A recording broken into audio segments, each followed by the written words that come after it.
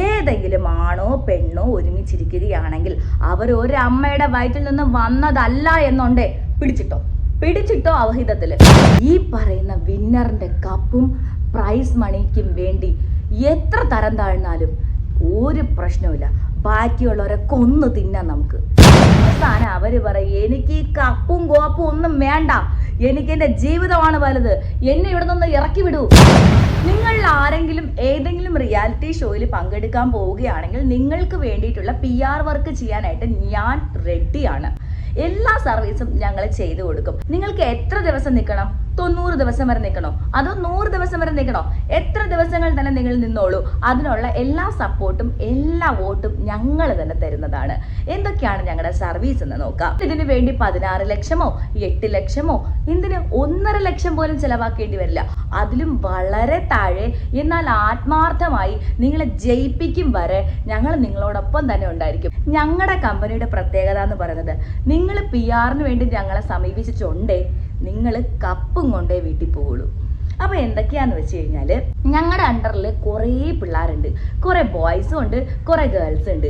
അപ്പോൾ ഇവരെ വെച്ചിട്ട് നമ്മൾ ഈ 19 ആൾക്കാരെ വെച്ചിട്ട് ഓരോ വീടുകളിൽ നിന്നും ഓരോ ആൾക്കാരിൽ നിന്നും നമ്മൾ വോട്ടുകൾ ചോദിക്കും. വോട്ട് നമ്മൾ പൈസ കൊടുക്കും, മേടിക്കും. നിങ്ങൾക്ക് ഈ ആഴ്ച നിങ്ങൾ ഒരു കണ്ടന്റും അവിടെ കൊടുത്തില്ലെങ്കിലും നോ ഇഷ്യൂ.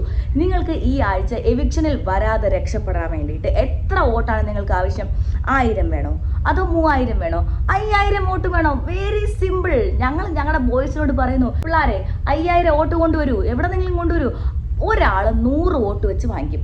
അങ്ങനെ 5000 വോട്ട് നിങ്ങൾക്ക് ആ ആഴ്ച നിങ്ങൾക്ക് ജയിക്കാൻ വേണ്ടി എത്ര വോട്ടാണോ വേണ്ടത് അത് നിങ്ങൾക്ക് തരും. അതിന് വേണ്ടിയിട്ടുള്ള എമൗണ്ട് മാത്രം നിങ്ങൾ തന്നാൽ മതി.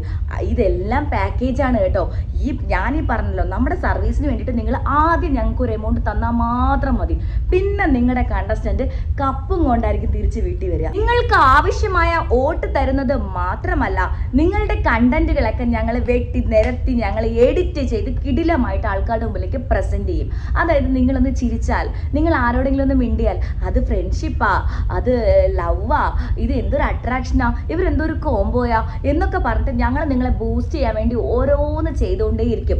നിങ്ങൾ എന്തെങ്കിലും അഭിപ്രായമോ നിലപാടോ അവിടെ പറയുകയാണെങ്കിൽ നിങ്ങൾ കമാന്നൊരക്ഷരം മിണ്ടിയാൽ മതി. ഞങ്ങൾ ഉടനെ അതിനെടുത്തിട്ട് നിങ്ങളെ അങ്ങ് വാഴ്ത്തി പാടി നിങ്ങളെ അങ്ങ് സ്തുതിച്ച് നിങ്ങളെ പ്രേക്ഷകരിലേക്ക് എത്തിക്കും.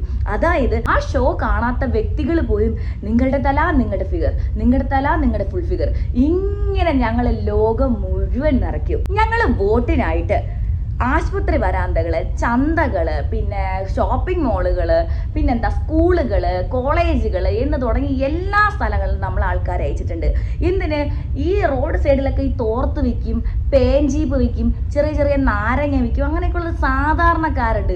അവരുടെ കയ്യിൽ എന്തായാലും ഫോൺ കാണും. അപ്പോൾ അവരുടെ അടുത്തൊക്കെ ചെന്നിട്ട് 2 നാരങ്ങ 2 ചീപ്പ് ഇതൊക്കെ വാങ്ങിച്ചിട്ട് ഞങ്ങൾ നിങ്ങൾക്ക് വേണ്ടി വോട്ട് ചോദിക്കും. നിങ്ങളുടെ കരുത്തരായ അണികളായിട്ട് ഞങ്ങൾ പ്രവർത്തിക്കും. പാവപ്പെട്ട സാധാരണക്കാരായിട്ടുള്ള ആൾക്കാർ ആശുപത്രി വരാന്തകളിൽ പോയി നിൽക്കാറുണ്ട്. രാവിലെ ഞങ്ങൾ പോവും, 6 മണിക്ക് ഞങ്ങൾ ഗവൺമെൻറ് ഹോസ്പിറ്റലിൽ പോയി റെഡിയായി നിൽക്കും.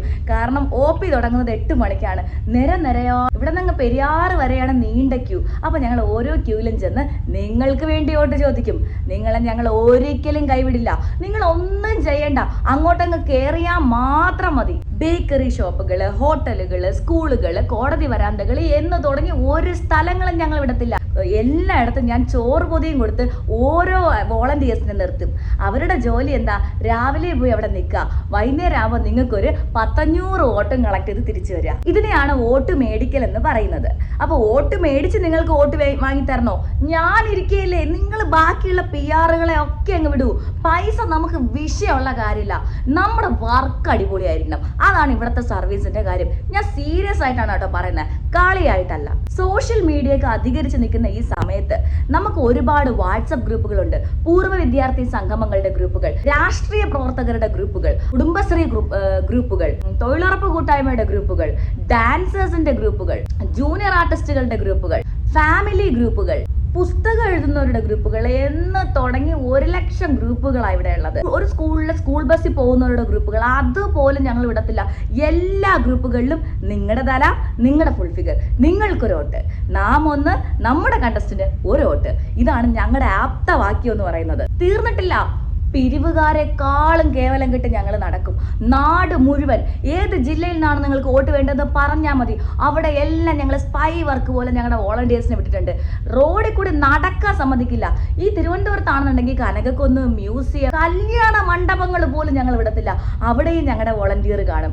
ചോറ് വിളമ്പും ഒരു വോട്ട്, കറി വിളമ്പും ഒരു വോട്ട്. വൈകുന്നേരമൊക്കെ ആകുമ്പോൾ ഞങ്ങൾ ചാല എന്ന് പറഞ്ഞ സ്ഥലമുണ്ട് തിരുവനന്തപുരത്ത്. അവിടെ ഭയങ്കരമായ തിരക്കുകളാണ്. അത് വലിയൊരു വ്യാപാര ശൃംഖലയാണ് ഈ ചാല എന്ന് പറയുന്നത്. അവിടെ ചെന്നിട്ടുണ്ടല്ലോ, കയറ്റിറക്ക് തൊഴിലാളികളെടുത്ത് പോലും ഞങ്ങൾ ഓരോ വോട്ട് നിങ്ങളെടുത്ത് വാങ്ങും. പച്ചക്കറി വെക്കുന്ന ചേച്ചിയുടെ അടുത്ത് പറയും, ഈ പച്ചക്കറി മുഴുവൻ ഞങ്ങൾ മേടിക്കും, പക്ഷെ ചേച്ചി ഞങ്ങളുടെ കണ്ടസ്റ്റന്റിന് ഒരു വോട്ട്. എന്നിട്ട് എന്ത് ചെയ്യും, സ്കൂളുകൾ വിടുന്ന സമയമാകുമ്പോൾ ഞങ്ങൾ സ്കൂളുകളുടെ ഓരത്ത് പോയി നിന്നിട്ട് ഓരോ പാരൻസിനും ഞങ്ങളുടെ കണ്ടസ്റ്റന്റിന് വോട്ട് ചെയ്യണമെന്ന് പറയും. എന്നിട്ട് അവരുടെ പേഴ്സണൽ നമ്പർ വാങ്ങിയിട്ട് ഞങ്ങൾ അവരെ വിളിച്ച് ഫോളോ അപ്പ് ചെയ്തുകൊണ്ടേയിരിക്കും. വോട്ട് ചെയ്തോ എങ്ങനെയുണ്ട്, ഇതാണ് ഞങ്ങളുടെ ഐഡിയ. നിങ്ങളുടെ ആരുടെയും തലയിലേക്ക് പോകാത്ത പലതരത്തിലുള്ള ഐഡിയ വോട്ടിന് വേണ്ടി ഞങ്ങൾ കാണിക്കും. ഒക്കെ ആർക്ക് വേണ്ടിയാ?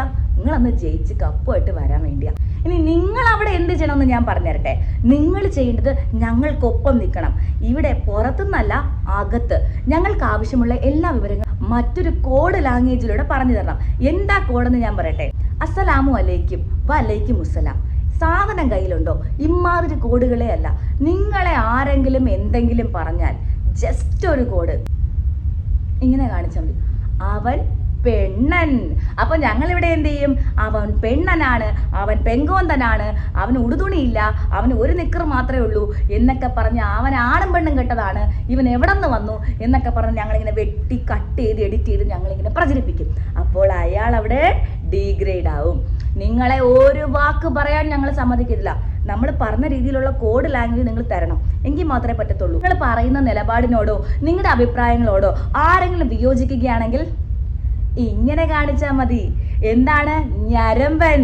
ആ ഞരമ്പൻ എന്നൊരു കോഡ് കിട്ടുന്നതും അയാളുടെ ഫോട്ടോ എടുത്ത് വെച്ചിട്ട് ഞങ്ങൾ ഇവൻ ഞരമ്പനാണ്, ഇവൻ അല്ലെങ്കിലും അങ്ങനെയാണ്, ഇവന്റെ കുൽസിത ചാറ്റുകൾ പുറത്ത്, ഇവൻ പണ്ട് അവന്റെ ഗേൾഫ്രണ്ടിനോടോ അല്ലെങ്കിൽ അവൻ 1ാം ക്ലാസ്സിൽ പഠിച്ചിരുന്ന സമയത്ത് കൂടെ പഠിച്ച പെങ്കൊച്ചിൻ്റെയോടും ഇങ്ങനെ തന്നെയായിരുന്നു, അവന് 25 ലൈനുണ്ടായിരുന്നു എന്നൊക്കെ പറഞ്ഞ് ഞങ്ങൾ അവന്റെ ജീവിതം നശിപ്പിച്ചോളാം. നിങ്ങൾ എന്തെങ്കിലും ഗെയിമുകൾ കളിക്കുമ്പോൾ നിങ്ങളുടെ ശരീരത്തിൽ വളരെ ആഘാതങ്ങളോ അല്ലെങ്കിൽ നിങ്ങൾക്ക് ആ ഗെയിം വിജയിക്കാൻ പറ്റാത്ത സാഹചര്യം ഉണ്ടാവുകയാണെങ്കിൽ ആരുടെങ്കിലും മണ്ടക്കകത്ത് നിങ്ങൾ വെച്ചോ. അത് ബസ്സിലൊക്കെ പോകുമ്പോൾ പെൺപിള്ളേരുടെ ബാക്കിൽ കൊണ്ടുവന്ന് ഓരോ അവയവങ്ങൾ തട്ടുന്ന ആൾക്കാരില്ലേ, അങ്ങനെയുള്ള ആൾക്കാരെന്നോ അല്ലെങ്കിൽ നാണം കെട്ട വിയർപ്പ് നാറ്റമുള്ള കുളിക്കാത്ത അലവലാദികളെന്നോ ഇങ്ങനെയൊക്കെയുള്ള എന്തെങ്കിലും ഒരു സെന്റൻസ് നിങ്ങൾ അങ്ങ് വിട്ടു തന്നാൽ മതി.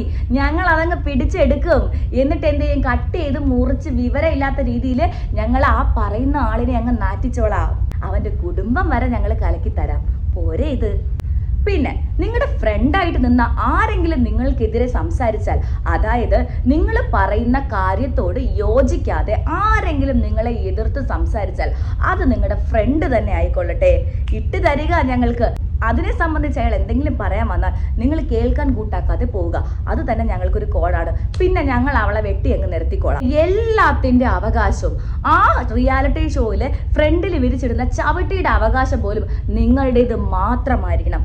ചവിട്ടിയോ തലേണയോ പൂച്ചട്ടിയോ അടുക്കളയിൽ മുറിക്കാൻ എടുക്കുന്ന കത്തി പോലും നിങ്ങളുടേത് മാത്രമായിരിക്കണം. നിങ്ങൾക്ക് മാത്രമായിരിക്കണം അവകാശം.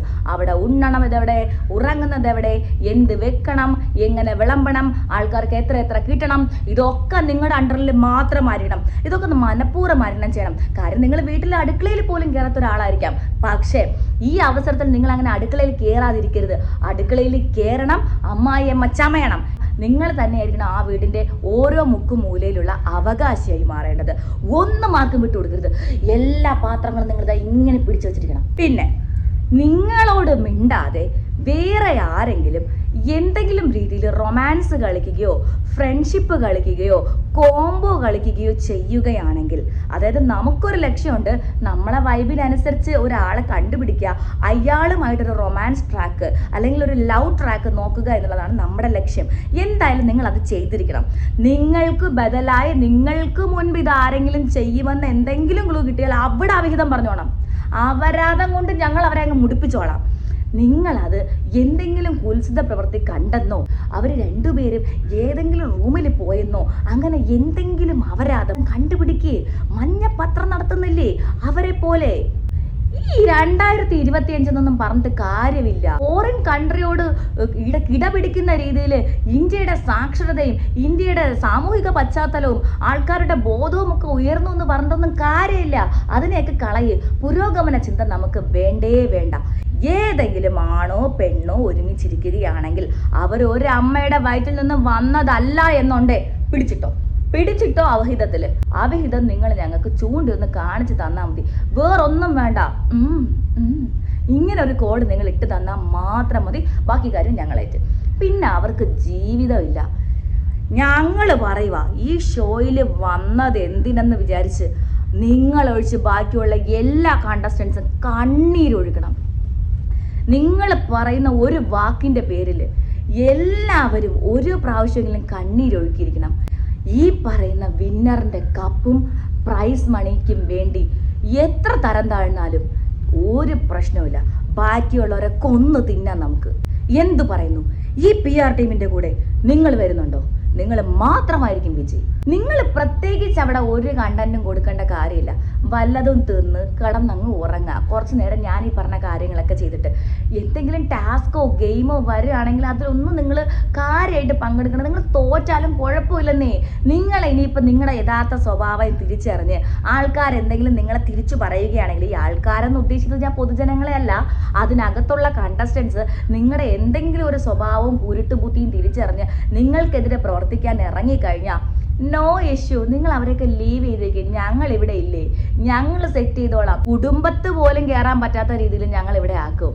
അതുകൊണ്ട് അവസാനം അവർ പറയും, എനിക്ക് ഈ കപ്പും കോപ്പും ഒന്നും വേണ്ട, എനിക്ക് എൻ്റെ ജീവിതമാണ് വലുത്, എന്നെ ഇവിടെ നിന്ന് ഇറക്കി വിടൂ എന്ന് ബാക്കിയുള്ള കണ്ടസ്റ്റൻസിനെ കൊണ്ട് ഞങ്ങൾ പറയിപ്പിക്കും നിങ്ങൾക്ക് വേണ്ടി.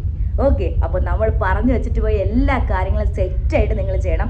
ഒരു വകയും ചെയ്യാതെ പ്രൈസ് മണിയും കപ്പും നിങ്ങളുടെ ഷോ കേസിലിരിക്കും. റെഡി അല്ലേ?